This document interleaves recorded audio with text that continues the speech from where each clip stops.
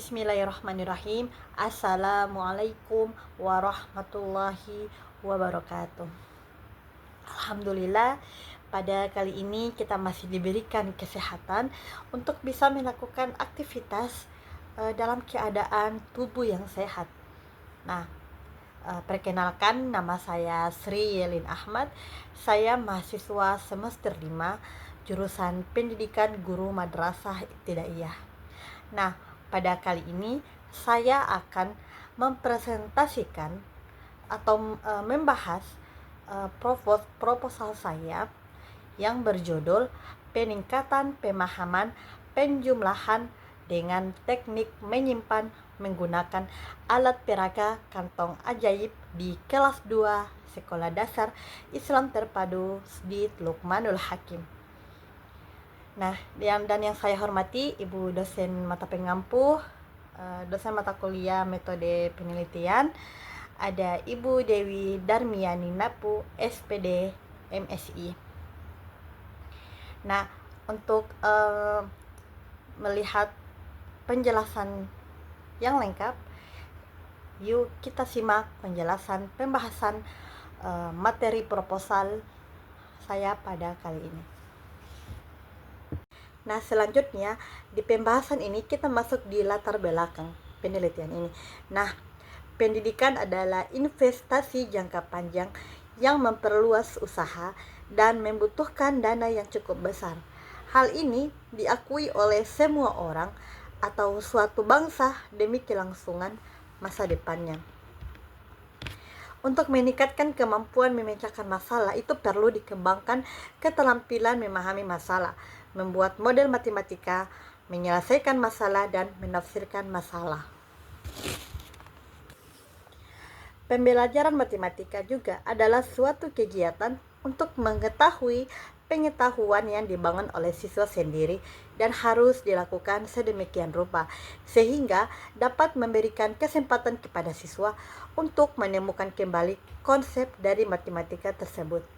Pembelajaran matematika sebaiknya dimulai dari masalah-masalah konseptual atau realistik kehidupan. Nah, kita dekat dengan alam, pikiran siswa, dan relevan dengan masyarakat agar mempunyai nilai manusiawi. Dengan demikian, pembelajaran matematika sesuai dengan ciri-ciri matematika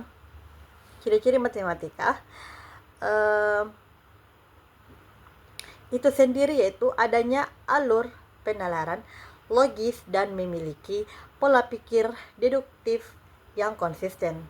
Nah, ada juga secara umum dari pembelajaran matematika adalah untuk membantu siswa mempersiapkan diri agar sanggup menghadapi perubahan keadaan di dalam kehidupan dan di dunia yang selalu berkembang melalui latihan bertindak atas dasar pemikiran secara logis, rasional, dan kritis, serta mempersiapkan siswa agar dapat mengembangkan matematika di berbagai ilmu pengetahuan.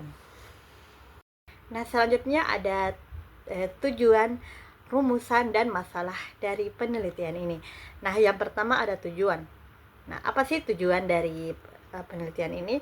Nah, tujuannya adalah berdasarkan latar belakang di atas, maka rumusan masalah pada penelitian ini adalah bagaimana pemanfaatan alat peraga kantong ajaib dalam meningkatkan pemahaman penjumlahan dengan teknik menyimpan di kelas 2 Sekolah Dasar Ilmu Terpadu Luqmanul Hakim. Dan yang kedua ada rumusan. Nah, berdasarkan rumusan masalah di atas, maka tujuan masalah pada penelitian ini adalah untuk meningkatkan ketuntasan hasil belajar siswa kelas 2 di Luqmanul Hakim tahun pelajaran 2024-2025. Nah, kemudian ada manfaat penelitian.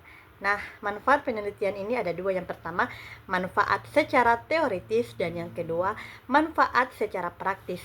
Nah, secara teoritis, penelitian ini diharapkan mampu memberikan wawasan tentang pemanfaatan alat peraga kantong ajaib dalam meningkatkan pemahaman penjumlahan dengan teknik menyimpan. Dan yang kedua, manfaat secara praktis. Nah, manfaat secara praktis ini yaitu bagi guru. Nah, hasil penelitian ini dapat digunakan dan dijadikan sebagai cara peningkatan kemampuan berpikir dengan menggunakan alat peraga kantong ajaib. Nah, selanjutnya ada landasan teoritis. Nah, yang pertama itu ada pembelajaran matematika. Matematika merupakan ilmu pengetahuan yang mempelajari struktur yang abstrak dan pola hubungan yang ada di dalamnya, bahwa matematika merupakan bagian dari ilmu pengetahuan tentang bilangan dan kalkulasi. Nah, kemudian ada pemahaman konsep. Nah, pemahaman konsep adalah langkah awal yang beresensial dalam pembelajaran matematika. Nah, pemahaman konsep matematika adalah keterampilan yang memungkinkan individu. Kemudian ada kemampuan penjumlahan. Nah, penjumlahan dua bilangan yang hasilnya melebihi nilai puluhan.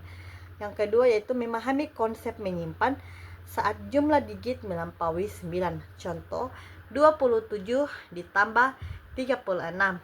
Itu hasilnya 6.327 tambah 36. Nah, 6.327 sama dengan 63. Nah, 7 tambah 6 adalah 13. Nah, 13 itu berarti kita tulis di situ 3 dan simpan 1 di puluhan. Nah, selanjutnya ada media pembelajaran dan alat peraga kantong ajaib. Nah, media adalah sebagai segala bentuk yang bisa digunakan untuk proses pembelajaran, dan peran media pengajaran itu merupakan perantara untuk memudahkan proses belajar mengajar agar terdapat tujuan pengajaran secara efektif dan efisien. Media pembelajaran kantong ajaib itu adalah dapat membantu siswa untuk lebih mudah dalam melakukan operasi berhitung. Nah, kemudian karena di usia anak sekolah dasar itu masih pada tahap operasional atau konkret, maka penggunaan media kantong ajaib ini sangat bagus dan sangat mudah digunakan atau diterapkan di sekolah dasar, khususnya pada kelas rendah, kelas 1, kelas 2, dan kelas 3. Karena pada jenjang itu, anak sekolah di tingkat rendah itu mereka masih sangat lambat dalam berhitung, apalagi dalam mata pelajaran matematika yang matematika bilangan ataupun penjumlahan, yang ketika mereka berpikir itu adalah sebuah mata pelajaran yang sulit mereka kerjakan. Akan tetapi kita sebagai seorang guru ataupun sebagai calon guru, di sini kita diberikan wadah atau kita diberikan suatu kreasi agar bagaimana caranya kita bisa menghidupkan suasana kelas dengan adanya pembelajaran matematika. Nah, contohnya kita membuat alat peraga kantong ajaib. Nah, di alat peraga kantong ajaib ini di situ dibuat sedemikian kreatif mungkin. Nah, sehingga dalam proses belajar matematika di situ siswa tidak mudah bosan ataupun tidak mengantuk saat pembelajaran dimulai. Nah, kemudian dalam penggunaan media alat peraga kantong ajaib, itu siswa akan melakukan perhitungan dan akan diberikan soal untuk dijawab dengan menyimpannya di alat peraga kantong ajaib. Nah, kemudian di sini ada beberapa penelitian yang terdahulu ataupun penelitian yang relevan. Nah, yang pertama yaitu dalam penelitian yang dilakukan oleh Rahmatun Nisa yang berjudul Upaya Meningkatkan Pemahaman Konsep Teknik Menyimpan dengan Alat Peraga Kantong Bilangan pada Siswa Kelas 2 Sekolah Dasar. Dan yang kedua yaitu dalam penelitian yang dilakukan oleh Arifin berdasarkan hasil observasi pada tanggal 24 April tahun 2013 pada kelas 2 Sekolah Dasar PEDES menunjukkan bahwa 65% dari jumlah siswa itu mendapatkan rata-rata nilai ulangan harian yang berkaitan dengan operasi hitung penjumlahan itu masih di bawah KKM ataupun kriteria ketuntasan minimal. Nah, kemudian yang ketiga, dalam penelitian yang dilakukan oleh Nindi Fauziah pendidikan prasekolah untuk anak usia dini itu keterampilan berhitung sangat dibutuhkan. Dan yang keempat, dalam penelitian yang dilakukan oleh Wiwik Andayani yang berjudul Peningkatan Pemahaman Penjumlahan dengan Teknik Menyimpan, itu menggunakan alat peraga kantong nilai di sekolah dasar kelas 2 negeri Banjumulo ya. Nah, jadi di penelitian terdahulu ataupun penelitian yang relevan ini, di sini kita bisa mengambil kesimpulan bahwasanya ada banyak sekali cara yang dapat kita lakukan untuk menjadikan suasana kelas ataupun menjadikan siswa di dalam kelas itu bisa aktif dan bergerak di dalam pembelajaran matematika. Jadi, pembelajaran matematika itu tidak hanya mengajarkan mereka bagaimana cara menghitung, bagaimana cara mengerjakan soal matematika, akan tetapi di sini kita sebagai guru akan memberikan peluang kepada siswa untuk bisa berkreasi dengan sebuah alat yang kita gunakan atau kita buat untuk dapat meningkatkan hasil belajar siswa. Nah, kemudian ya selanjutnya ada kerangka berpikir. Nah, di kondisi awal itu, yang pertama itu kurangnya pemahaman siswa dalam mengingat penjumlahan. Nah, solusinya apa? Nah, solusinya adalah itu kita menggunakan alat peraga kantong ajaib. Dan yang kedua, tujuan. Nah, tujuannya untuk apa? Yaitu meningkatkan pemahaman penjumlahan pembelajaran matematika dengan teknik menyimpan di Sekolah Dasar Islam Terpadu Lukmanul Hakim. Nah, kemudian ada pokok bahasan penjumlahan. Nah, penjumlahan teknik menyimpan itu dikatakan bukan materi yang terlalu sulit. Akan tetapi, dalam pembelajaran matematika, setiap konsep yang abstrak itu yang baru dipahami siswa perlu segera diberi penguatan. Nah, agar mengendap dan bertahan lama dalam memori siswa, sehingga akan melekat dalam pola pikir dan pola tindakannya.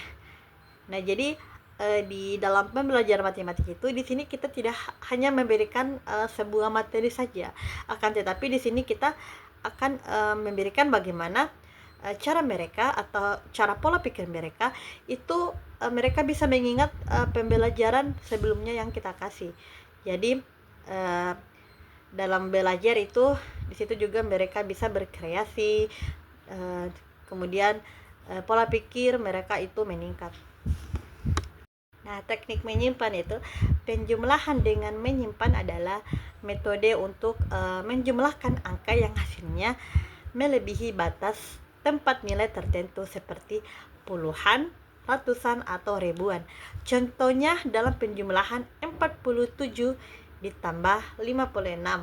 Nah, jumlah dari satuan yaitu 7 tambah 6 itu menghasilkan 13. Nah, karena 13 lebih besar dari 10, kita menyimpan nilai 1 ke kolom puluhan, sehingga perhitungan menjadi lebih mudah. Nah, kemudian kelemahan siswa dalam matematika. Nah, asumsi yang menyadari pandangan baru perubahan pendidikan matematika adalah bahwa belajar matematika adalah suatu aktivitas konstruktif dan bukan suatu aktivitas pasif. Apabila siswa atau individu yang belajar matematika menggunakan pengetahuan atau konsep yang ada untuk mengkonstruksikan pengetahuan matematika yang baru, mereka berarti belajar matematika. Nah, kemudian kita masuk di bab 3, yaitu metodologi penelitian. Nah, jenis penelitian ini merupakan jenis penelitian tindakan kelas atau PTK. Nah, jelas penelitian ini menurut pendekatan datanya itu menggunakan penelitian kualitatif. Nah, kualitatif adalah metode penelitian yang berdasarkan pada filsafat postmortisme. Nah, digunakan untuk meneliti pada kondisi objek yang alamiah sebagai lamanya eksperimen. Nah, di mana peneliti adalah sebagai instrumen kunci pengambilan sampel sumber data dilakukan secara Purvis dan Snowball. Nah, teknik pengumpulan dengan triangulasi atau gabungan. Nah, analisis data bersifat indikatif atau kualitatif. Nah, dan hasil penelitian kualitatif itu lebih menekankan makna daripada generalisasi. Nah, pembahasan ini menggunakan istilah penelitian tindakan kelas atau PTK. Nah, selanjutnya ada lokasi dan waktu penelitian. Nah, lokasi penelitian saya itu bertempat di Sekolah Dasar Islam Terpadu Lukmanul Hakim. Peserta didik kelas 2 Abu Bakar. Penelitian ini dilakukan di dalam kelas. Dan waktu pelaksanaan penelitian ini dimulai pada tanggal 13 November 2024, yang dimana pada tanggal itu mulai melakukan penelitian tindakan kelas. Nah, kemudian sumber data yang saya ambil ada dua, itu sumber data primer dan sumber data sekunder. Nah, kemudian teknik pengumpulan data. Nah, teknik pengumpulan data yang dilakukan oleh penulis yaitu teknik tes. Nah, menurut Nasruddin, teknik tes merupakan teknik pengumpulan data yang dilakukan dengan memberikan serentetan soal atau tugas serta alat lainnya kepada subjek yang diperlukannya datanya. Nah, di sini saya mengambil 3 pengumpulan data, yaitu ada tes, non-tes, dan wawancara. Nah, kalau tes itu yaitu dilakukan sesudah pembelajaran pada akhir siklus untuk mengetahui tingkatan pemahaman siswa setelah menggunakan alat peraga kantong ajaib. Nah, tes dilakukan untuk mengetahui ada tindakan peningkatan kemampuan pemahaman siswa dengan digunakannya alat peraga kantong ajaib. Nah, selanjutnya yaitu non-tes. Nah, non-tes ini yaitu observasi guru ini dilakukan untuk mengamati respon siswa terhadap pembelajaran dengan menggunakan alat peraga kantong ajaib. Nah, memperhatikan keaktifan siswa di setiap berlangsung pembelajaran itu memberikan dalam siklus 1 yaitu keingintahuan peneliti berhasil atau tidaknya itu melakukan penelitian pada siklus 2 serta mengetahui kekurangan dalam proses pembelajaran. Kemudian ada wawancara. Nah, wawancara dengan guru dan siswa itu dilakukan untuk mengetahui respon guru dan siswa terhadap kegiatan tindakan kelas pada setiap siklus yang sekaligus untuk mengetahui gambaran umum proses pembelajaran dan masalah-masalah pada tindakan setiap kelas. Nah, wawancara setelah tindakan itu dilakukan untuk mengetahui penggunaan alat peraga kantong ajaib terhadap peningkatan kemampuan pemahaman siswa.